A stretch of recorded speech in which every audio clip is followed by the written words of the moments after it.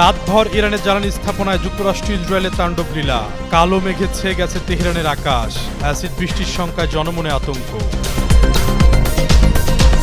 ইরানে মার্কিন হামলা বন্ধে এবার চীনের কড়া হুঁশিয়ারি। ট্রাম্পের সরকার উৎখাতের চেষ্টা মেনে নেওয়া হবে না, বেইজিংয়ের স্পষ্ট বার্তা। যুদ্ধের মাঠে game changer IRGC Shahed drone. মার্কিন প্রযুক্তি দিয়ে রাডার ধ্বংস করছে তেহরান। নেতানিয়াহুর কপালে চিন্তার ভাঁজ। শত্রুকে 1 ইঞ্চি জমিও দখল করতে দেওয়া হবে না, লড়াই চালিয়ে যাওয়ার ঘোষণা দিলেন ইরানের প্রেসিডেন্ট। দুবাই, কাতার, আমিরাতে হামলা ইস্যুতে দুঃখ প্রকাশ। যুদ্ধে ইরানকে সমর্থন দেয় বৈরুতে দফায় দফায় ইসরায়েলি বাহিনীর হামলা। পাল্টা প্রতিশোধ নিতে মরিয়া লেবাননের সশস্ত্র গোষ্ঠী। আইডিএফের 2 সেনাকে হত্যা।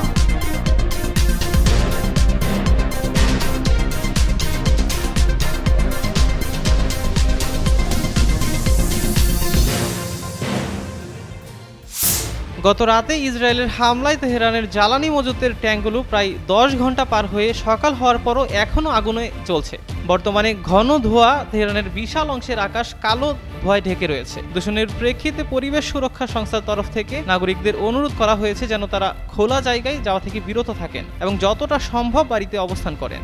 ইরানের রেড ক্রিসেন্ট এই আগুনের কারণে অ্যাসিড বৃষ্টি হওয়ার সম্ভাবনা নিয়ে সতর্ক করেছে। রেড ক্রিসেন্টের বিবৃতিতে বলা হয়েছে, তেলের গুদামে বিস্ফোরণের ফলে বিপুল পরিমাণ বিষাক্ত হাইড্রোকার্বন, সালফার ও নাইট্রোজেন অক্সাইড বায়ুমণ্ডলে ও মেঘের মধ্যে প্রবেশ করে। ফলে বৃষ্টি হলে সেই বৃষ্টি অত্যন্ত বিপজ্জনক হয় এবং তাতে অ্যাসিডের বৈশিষ্ট্য থাকতে পারে। তাছাড়াও রেড ক্রিসেন্ট জানিয়েছে এর ফলে ত্বকে রাসায়নিক প্রভাব বা জ্বালাপোড়া সৃষ্টি হতে পারে এবং ফুসফুসের গুরুতর ক্ষতি হতে পারে। তারা নাগরিকদের আরও অনুরোধ করেছে, যদি এই বৃষ্টি ত্বকের সংস্পর্শে আসে তবে কোনোভাবেই সেই জায়গা ঘষা যাবে না, শুধু ঠান্ডা পানির মধ্যে ধরে রেখে ধুয়ে ফেলতে হবে। এই বৃষ্টিতে ভিজে যাওয়া কাপড় সঙ্গে সঙ্গে বদলে ফেলা এবং সেগুলো একটি বন্ধ ব্যাগে রেখে দিতে হবে। নতুন দিকে মোড় নিচ্ছে ইরান ইসরায়েল যুদ্ধ। পাল্টা হামলায় ইরানের কাছে অনেকটা ধরাশায়ী হয়ে পড়েছেন মার্কিন প্রেসিডেন্ট ডোনাল্ড ট্রাম্প ও ইসরায়েলের প্রধানমন্ত্রী বেনিয়ামিন নেতানিয়াহু। গেল 24 ঘন্টায় 220 জনের বেশি মার্কিন সেনা হতাহত হয়েছে। 3 দেশে একের পর এক ইরানের পাল্টা হামলায় গেল 24 ঘন্টায় 220 জনের বেশি মার্কিন সেনা হতাহত হয়েছে বলে দাবি করেছে তেহরান। দেশটির খাতামুন আম্বিয়া সাল্লাল্লাহু আলাইহি সাল্লাম কেন্দ্রীয় সদর দপ্তরের মুখপাত্র এ দাবি করেছেন। এমন তথ্য দিয়ে একটি প্রতিবেদন প্রকাশ করেছে ইরানের রাষ্ট্রীয় সম্প্রচার মাধ্যমের ওয়েবসাইট ফার্স্ট টুডে। সেখানে এই মুখপাত্র আরো বলেছেন, এই অঞ্চলে অবস্থিত মার্কিন ঘাঁটিগুলোর ওপর ধ্বংসাত্মক আক্রমণ অব্যাহত রয়েছে। এরই অংশ হিসেবে গত 24 ঘন্টায় আগ্রাসী মার্কিন সেনাবাহিনীর বহু সৈন্য ও কমান্ডার হতাহত হয়েছে এবং তাদের অবকাঠামো ও সম্পদের উল্লেখযোগ্য ক্ষতি হয়েছে। তিনি বলেন, যেসব স্থানে এই হতাহতের ঘটনা ঘটেছে সেগুলো হলো মার্কিন নৌবাহিনীর 5ম বহরে হামলায় 21 জন মার্কিন সেনা নিহত এবং আরো বেশ কয়েকজন আহত হয়েছে। আল জাফরা মার্কিন ঘাঁটিতে প্রায় 200 জন হতাহত হয়েছে। এছাড়া পারস্য উপসাগরের উত্তর মার্কিন মালিকানাধীন একটি তেলবাহী জাহাজেও হামলা করা হয়েছে, সেখানেও হতাহতের ঘটনা ঘটেছে। এদিকে ইরান বর্তমান আকার ও মাত্রার যুদ্ধ আরো অন্তত 6 মাস চালিয়ে যেতে সক্ষম বলে দাবি করেছেন দেশটির ইসলামী বিপ্লবী গার্ড কোরের একজন কর্মকর্তা। মার্কিন প্রেসিডেন্ট ডোনাল্ড ট্রাম্পের হুমকির পর ইরানও হামলা চালানোর জন্য নতুন মার্কিন স্থাপনা খুঁজছে বলে জানিয়েছেন ইরানের একজন কর্মকর্তা। এ খবর প্রকাশ করেছে মার্কিন সংবাদ মাধ্যম সিএনএন। আজ শনিবার ট্রাম্প নিজের সামাজিক যোগাযোগ মাধ্যম ট্রুথ সোশ্যালে হুমকি দেন, আজ ইরানে কঠোর আঘাত হানা হবে। যুক্তরাষ্ট্র ইরানে সম্পূর্ণ ধ্বংস এবং নিশ্চিত মৃত্যুর জন্য নতুন লক্ষ্যবস্তু বিবেচনা করছে। ট্রাম্পের ওই বক্তব্যের পর সিএনএনকে ইরানের একজন কর্মকর্তা বলে, যুক্তরাষ্ট্র স্পষ্টভাবে ইরানি জনগণের বিরুদ্ধে যুদ্ধের বিস্তৃতি এবং সরাসরি তাদের হত্যা করার হুমকি দিয়েছে। এ কারণে ইরান এখন আমেরিকান অঞ্চল বাহিনী এবং সহযোগী প্রতিষ্ঠানগুলোর বিষয়ে পর্যালোচনা করবে, যেগুলো এখনও ইরানের সশস্ত্র বাহিনীর লক্ষ্যবস্তু তালিকায় অন্তর্ভুক্ত হয়নি। সেগুলো অন্তর্ভুক্ত করে হামলা চালানো হবে।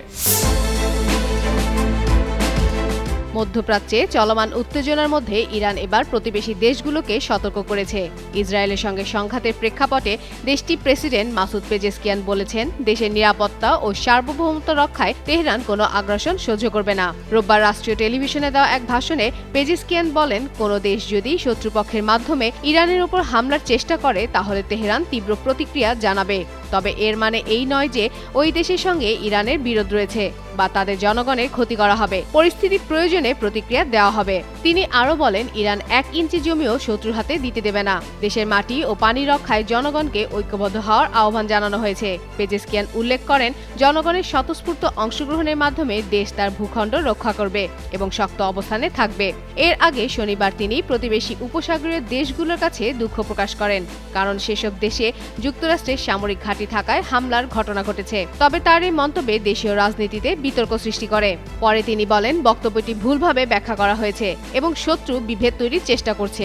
তবে প্রেসিডেন্টের ভাষণে প্রতিবেশী দেশগুলোর সঙ্গে সুসম্পর্ক বজায় রাখার ইচ্ছাও পুনর্ব্যক্ত হয়েছে। ইরান জানিয়েছে, দেশের নিরাপত্তা নিশ্চিত করতে প্রয়োজনীয় সব পদক্ষেপ নেওয়া হবে।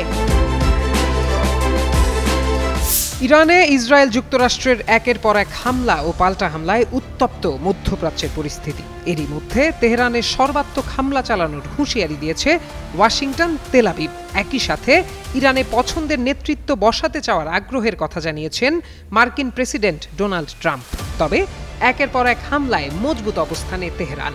এমন পরিস্থিতির মধ্যেই ইরান নিয়ে চাঞ্চল্যকর তথ্য দিল মার্কিন গোয়েন্দা প্রতিবেদন।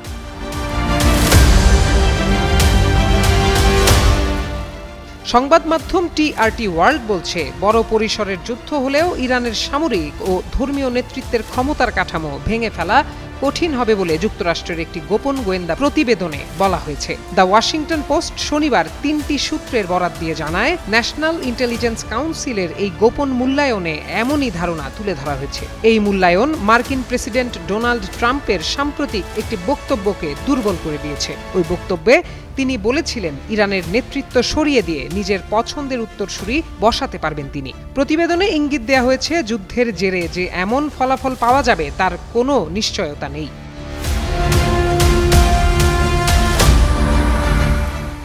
তারা সম্মিলিতভাবে বিভিন্ন গোপন গোয়েন্দা তথ্য মূল্যায়ন ও প্রস্তুত করেন। এই প্রতিবেদনটি প্রস্তুত করা হয় 28 ফেব্রুয়ারি যুক্তরাষ্ট্র ও ইসরায়েলের ইরানের বিরুদ্ধে যুদ্ধ শুরুর আগেই। গোয়েন্দা মূল্যায়নে বলা হয়েছে, ইরানের সর্বোচ্চ নেতা আয়াতুল্লাহ আলী খামেনি নিহত হলেও দেশটির সামরিক ও ধর্মীয় নেতৃত্ব বিদ্যমান উত্তরাধিকার প্রক্রিয়া অনুসরণ করে বর্তমান ক্ষমতার কাঠামো টিকিয়ে রাখার চেষ্টা করবে।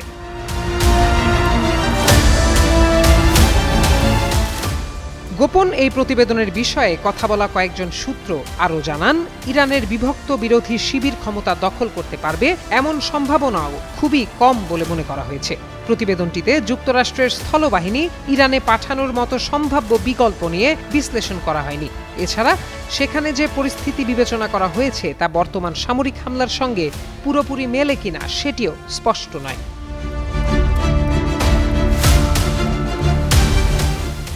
প্রসঙ্গত, গত 28 ফেব্রুয়ারি যুক্তরাষ্ট্র ও ইসরায়েল ইরানের ওপর বড় ধরনের হামলা শুরু করার পর থেকেই পুরো মধ্যপ্রাচ্যে আঞ্চলিক উত্তেজনা বেড়েছে। এই হামলায় 1000-এর বেশি মানুষ নিহত হয়েছেন বলে প্রতিবেদনে বলা হয়েছে। প্রত্যয় দাস, যুগান্তর নিউজ। মধ্যপ্রাচ্যে চলমান সংঘাত ঘিরে উত্তেজনা এখনো কমেনি। ইরানকে কেন্দ্র করে যুক্তরাষ্ট্র ও ইসরায়েলের বিরোধ আরও তীব্র আকার ধারণ করেছে। আর এই পরিস্থিতিতে যুদ্ধ কতদিন স্থায়ী হতে পারে তা নিয়ে আন্তর্জাতিক মহলে চলছে নানা তর্ক বিতর্ক। এমন প্রেক্ষাপটে দীর্ঘমেয়াদী যুদ্ধ নিয়ে নতুন বার্তা দিয়েছে ইরানের ইসলামী বিপ্লবী গার্ড কর IRGC। ইরানের আধা সরকারি বার্তা সংস্থা ফার্স নিউজ এজেন্সির বরাদে IRGCর মুখপাত্র আলী মোহাম্মদ নাইনি এক বিবৃতিতে বলেন, ইসলামী প্রজাতন্ত্র ইরানের সশস্ত্র বাহিনী বর্তমান গতির এই তীব্র যুদ্ধ অন্তত আরও 6 মাস চালিয়ে যাওয়ার সক্ষমতা রাখে। IRGC ইরানের অন্যতম শক্তিশালী ও প্রভাবশালী সংস্থা। সামরিক ও গোয়েন্দা কার্যক্রমের পাশাপাশি রাজনীতি, শিক্ষা ও অর্থনীতিতেও এ বাহিনীর উল্লেখযোগ্য প্রভাব রয়েছে। তবে AFPর এক প্রতিবেদনে বলা হয়েছে, নাইনির এই বক্তব্য সম্প্রতি মার্কিন প্রেসিডেন্ট ডোনাল্ড ট্রাম্পের মূল্যায়নের সম্পূর্ণ বিপরীত। ট্রাম্প বরাবরই দাবি করে আসছেন যে ইরানের ওপর যুক্তরাষ্ট্র ও ইসরায়েলে চালানো অভিযান অত্যন্ত সফল হয়েছে। চলতি সপ্তাহেই ট্রাম্প বলেন, যুক্তরাষ্ট্র এ যুদ্ধে বড় ব্যবধানে জয়লাভ করেছে এবং ইরানের পুরো শয়তানি সাম্রাজ্য গুঁড়িয়ে দিয়েছে।